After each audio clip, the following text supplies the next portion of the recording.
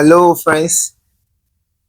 This is another episode of our post UTME revelational class and summary.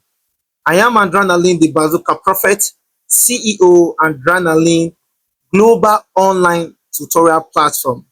Right now, again, we are currently running a marathon post UTME revision class. Join us. The fee is very affordable. Now, in this particular video, I'm going to be talking about a very important area in post UTME, UNIBEN, to be precise, and some of the tips that you may require to know before you enter that hall. And we're working on what we call reproduction. Reproduction. Now, what is reproduction in invertebrates? Now, reproduction, simply put, can be defined as the ability of living organisms to give rise to their young ones or offspring, right? Why? This is to ensure the continuity of life. I was teaching few days ago when I traveled to Abuja for a class I was called on, right? And someone was asking me, what is the need for reproduction? I told the person, right, that reproduction, we should understand, is one of the basis or the characteristics of living organism, the ability to reproduce or give rise to their young ones, to ensure that the race of a living species does not change or does not go on extinction, right? Now, without wasting time, there are basically two types of reproduction. We have the asexual reproduction and we have what we call the sexual reproduction. Now, the thing is, we need to ask ourselves, what is asexual reproduction? This is a type of reproduction, right, which give rise to the production of new species or new individual, right, from a single parent without the fusion of any gametes, right? This is done without gametes, right? And zygotes aren't produced. Unlike that of the sexual reproduction, which involve the giving rise of a new individual or organism, right, involving two parents, also involving the coming together or the fusion of the male and the female sex cells to produce a fertilized egg, which is called a zygote. Now, in this particular video, we're going to be working straightway on the types of asexual reproduction for post UTME.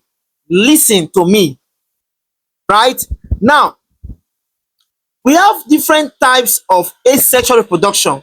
We have the first one, the binary fission. From the word binary, it means two. So in this type of reproduction, a single cell will divide into two identical cells, and this is common among the bacteria and also the protozoans, which may include the paramecium and the amoeba. All these are animal-like protists. So this kind of reproduction, which is the binary fission means something that divides, not fusion, but fission. Now we'll move straightway to what we call budding. Now, what is budding? Simple. Budding, right, is a type of asexual reproduction where an organism, right, where an organism grow as an outgrowth. We use the word outgrowth from its parents, and it therefore grows into that outgrowth is what therefore grows into a new individual. It is seen in yeast, It is seen in yeast and also hydra and also obelia. Now, hydra and obelia are they belong to the phylum Coelentrates or Coelenterata. Is that understood now? Please you have, and their body symmetry is radially symmetrical.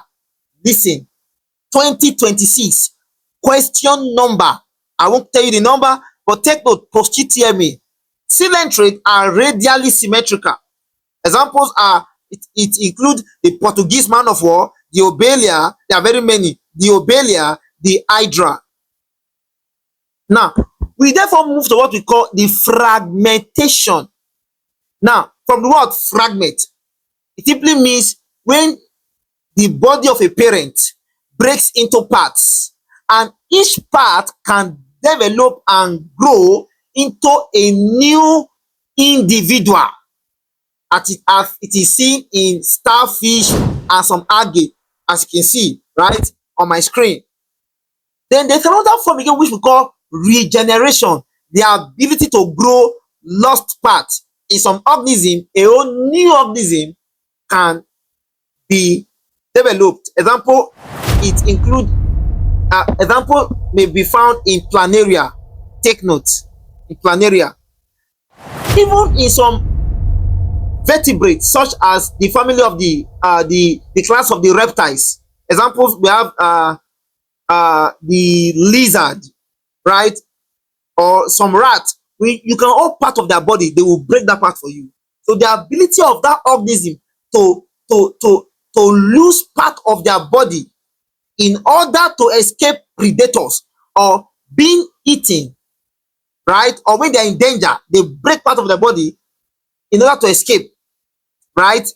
It is called the ability to regain is called regeneration. While the ability of that organism to lose that part of their body is called autotomy. It's a term used in biology. Now take the next one is what we call the spore formation, which we also call sporulation. It involves a process by which organisms produce spores.